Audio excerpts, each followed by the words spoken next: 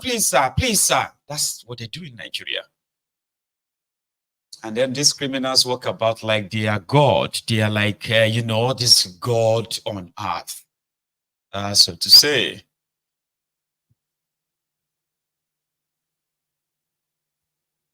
It's unbelievable. Because to them, everything is business, not governance. I saw the Unilag students who were protesting their increase in their hotel fees today. They can protest. Nothing is going to happen. If they overdo it, they will be arrested. Some of them will be rusticated. And then they will see force that increment on them in this economy because it is business. These guys took subsidy on education. Then they decided to subsidize their own lives. Luxury this, luxury that, and more money for them. But the rest of you can go to blazes.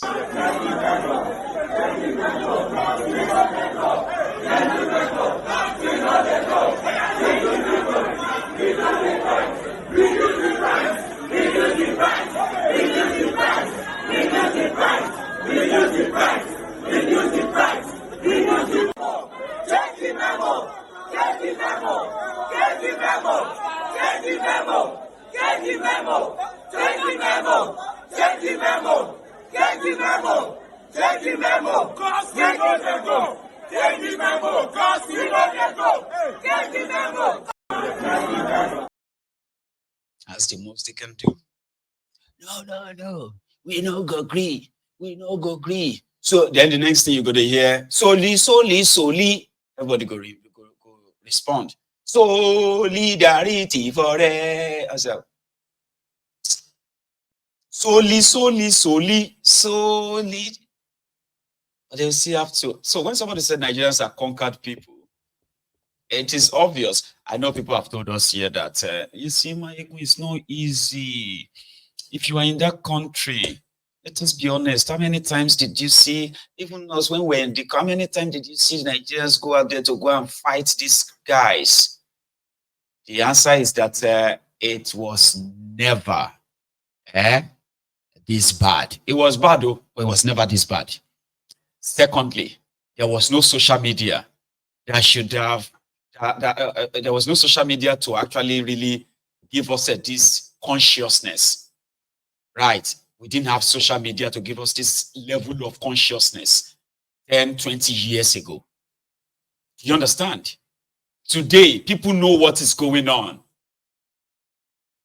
And I don't think it's actually really ideal to say, well, people are, some said that we protested, they killed us.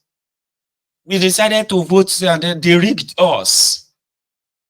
But these days, everything happening in every corner of that contraption, as they are happening, right? Everything is right there online. We didn't have that 20 years ago. No, we didn't. We didn't have that. We did not have this level of consciousness. But people still managed to stand up to different kind of government in that contraption. At least for these days, it is unbelievable. People will just make a joke out of it. They will laugh at it. And God will help us, Jerry. Only God can help us. Hey. But they have no choice. You just have to take it. Because people are more interested in finding ways in how to better themselves than others, while others are doing everything to just get out of that place. Japa. Get out of that place. And every now and then there is there is this religion or that religion that is telling them that better days are coming. Everything will be fine. Continue to pray and all of that. So people are not interested in anything confrontational. And the criminal politicians they are aware of that. Yes, they are. And others are just willing to be willing to pay us Yes, sir, settle us. We don't want to fight you. Now, some people, they try to want to make us fight you. Eh? Yes, sir, we believe that you are God sent. Nigeria don't spoil before you. So that's why we'll give you time and all of that. And in most cases, when people are not direct victims of some certain things, then they don't believe that that thing is happening. Remember this issue of hundreds, if not thousands of roadblocks in eastern part of Nigeria. There's one thing, by the way, there's one thing about these roadblocks in eastern part of Nigeria. Eastern part of Nigeria is not where you have the Fulani terrorists, Boko Haram, the famous terrorists in the up north. But when you go to the eastern part of Nigeria, you will think that's actually like northern part of Nigeria. But there's one thing that somebody observed. You know, there is so much effort to destroy the economy of the eastern part of Nigeria. Yeah, and the government of Nigeria is very much interested in it. Right? So they have people called the unknown gunmen this, unknown gunmen that are really wreaking havoc as well in some part of the eastern part of Nigeria, right? Then you have roadblocks everywhere. But their job is not to provide security. Their job is to extort the people, waste man hours. Somebody said, hang on, no. You see this sit at home in eastern part of Nigeria, which has now become so kind of embarrassing, so to say, right? Where you have some ragtag rogues going about and forcing people that they must, you know.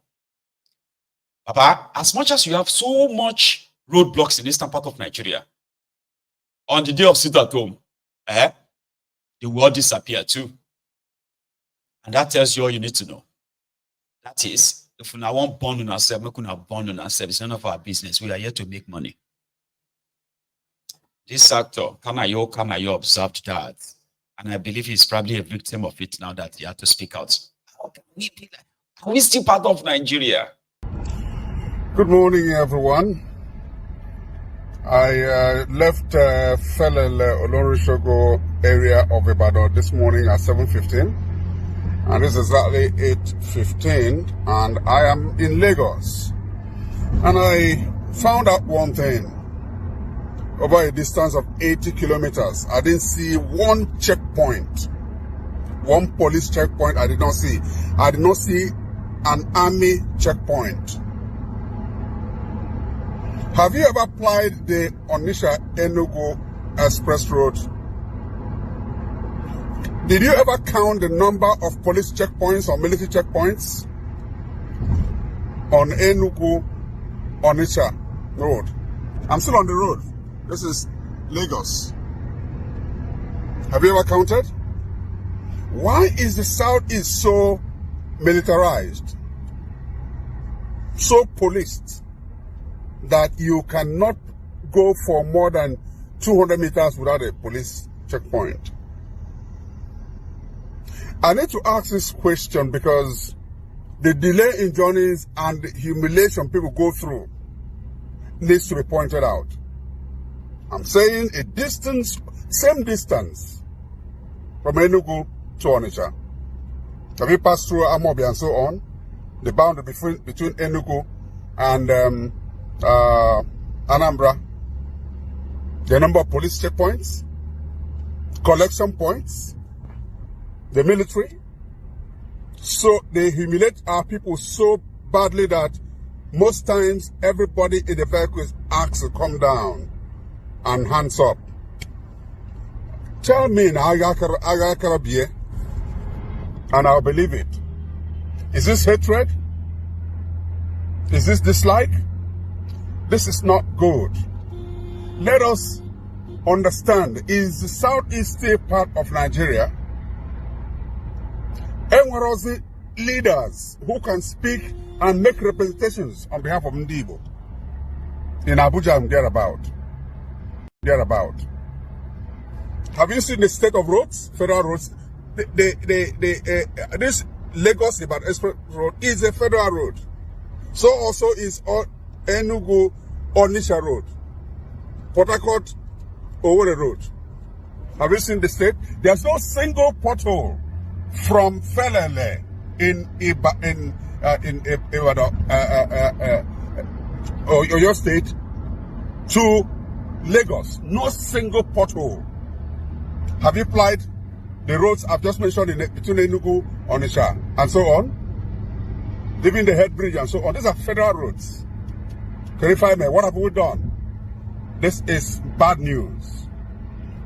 I am calling on leaders to make representations. The delay on these roads is not good for business. It's not good for our place. And the level of policing, please, I beg you, demilitarize the southeast. The police, these places have called. The humiliation, the extortion is getting out of hand. Tagazie, God bless you. You know, I've said that on this platform many times. I haven't driven on the west-east road or east-west road in years. Maybe I only did just once, and that was years ago as well. Okay, but I have seen eyewitnesses who have shared videos of these endless criminal checkpoints in eastern part of Nigeria. I have done a few research, which I have shared here myself, to show to you that there is no single federal government project, Nigeria project, in any part of eastern part of Nigeria. Not a single one. People were so shocked when I said that, a few months back. Said, you can probably fact check me. Is it on roads that you can say, there's this road in eastern part of Nigeria built by government of Nigeria and the road is completed, is motorable? Not a single one. Is it rail line? There is not a single federal government project started, completed in any part of eastern part of Nigeria. Not a single one. And it is deliberate. When you now see the level of the militarization of the region, it is like Nigeria has, they has this policy, and that policy is to continue to just lay siege on the eastern part of Nigeria, okay? Like laying siege to keep watching, not to provide security for them, no. Not to keep any, no. It is, if you see any security officials of Nigeria in eastern part of Nigeria, it is to either commit crime, extort them. That's the job. And you can fact check me if this is a lie. It is sometimes hard to believe. It's hard to comprehend and say, how is that possible? And the criminal politicians from that part, last time I used that word, criminal politicians, your politicians in Igboland are culpable in whatever, in whatever state-sponsored, policies against the Igbo people in eastern Nigeria. Your politicians are in on it. Somebody said that, not all of them. Look at Abaribe. I was like, imagine, you yourself, listen to yourself. You need to give me more names for me to now say, oh, not all of them. Abaribe is a senator. What can he actually really do? Take a look at all of them. Even the Alex Otti that we are praising here a few days ago, a few weeks ago, is actually unraveling slowly now. It's unraveling. And I will be here to share that with all of you as time goes by. It is like they just agreed, here you get now, to whatever Nigeria is throwing at them, okay? And whatever their people are going through, as they have been subjected to in Nigeria, it's just like, it's like they are in on it. Yeah. So when he asked that if the Igbos are part of Nigeria, I'm like, I don't think so. I don't think so. Eastern part of Nigeria is just a part of Nigeria for the mere geographical expression of it. not part of Nigeria per se. So to me, it's like they just set up all these guys there. These guys who are wielding guns, committing different crimes, kidnapping, organ harvesting, kidnapping of young men and women, raping and all that, extorting them, harassing them. When it comes to providing security for them, they are gone. You won't see them. Because I don't think anybody will militarize the western part of Nigeria and will keep quiet. It's possible. Like Yorubaland. As mad, as selfish as our own criminals are, there are some certain things that they won't allow. They won't keep quiet. Yorubas. No, we won't keep quiet. So you get? Yeah, we might be, as some would say, our people may be like also captured people. Zombies. But there are some certain things that will not happen in Yorubaland. Harassing our youth that way, like, you know what I mean? Like, killing them that way. No, it's not going to be anything that's going to be passed on that way. No. Fortunately, they have other ways of harassing us too. With the Fulani terrorists, and we can't talk about it, or else, right? They will shut us up. I know that one. But you have no idea. You have no faint idea of what they are doing to them in the eastern part of Nigeria. You may wake up in the morning, going to work, and there is this out of security guys, criminals, flashing their guns like that at you. And everybody will say everybody should come out of their cars, come out of the bus and raise up your hand. And you will walk like about 2 kilometers. Yeah, in Eastern, they can do that in Enugu, in Owerri, in Anambra, in all these places. Sometimes you just be like, which kind of life it is? And indeed, if you are traveling down there, you probably will think, is this also part of Nigeria? But their politicians are more or less like comfortable. The last time Kolu was there, right? I remember when he was there, I think it was in Owerri, when Oples Uzodingba was his host. So Kolu. I stand before you to say you have gone through twists and turns of democracy. You've been through some aspect of hard decisions.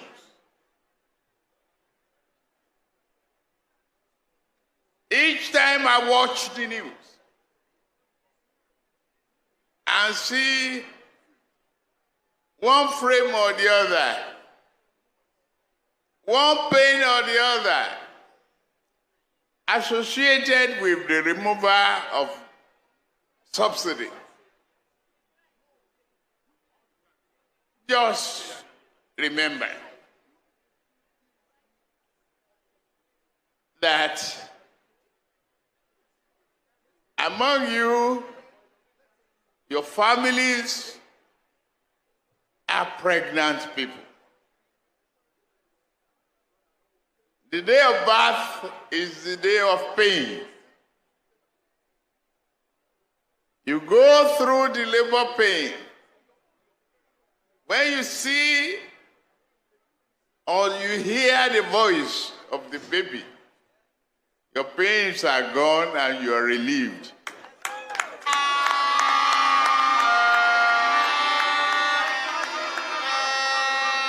Nigeria is at it. The last 40 years, some very few people were cornering our commonwealth, calling it subsidy. I call it wasteful and thievery.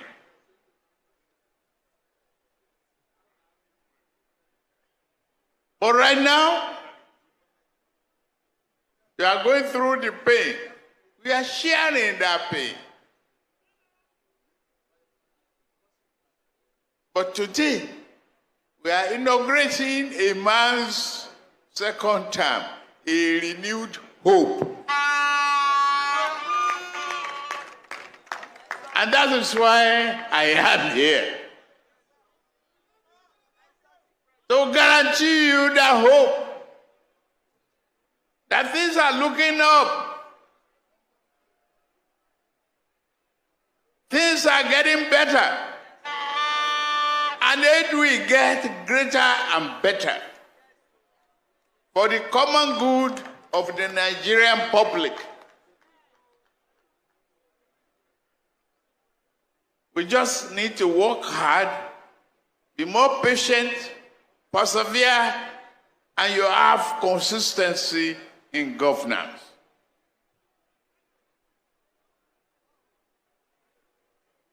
Don't worry.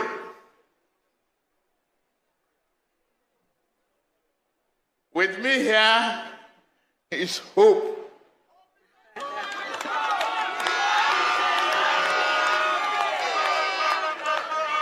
The real hope.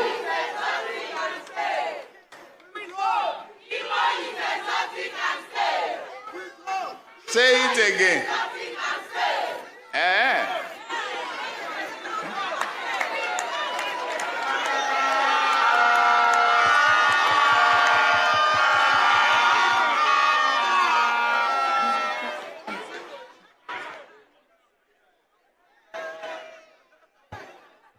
I assure you, there will be substantial development in the education of your children. You will see the priority in industrialization. Healthcare will receive more allocation and more attention.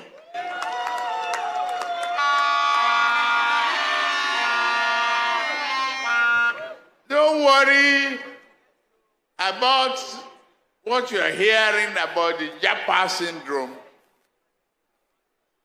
We will train more people. And then we can supply them safe.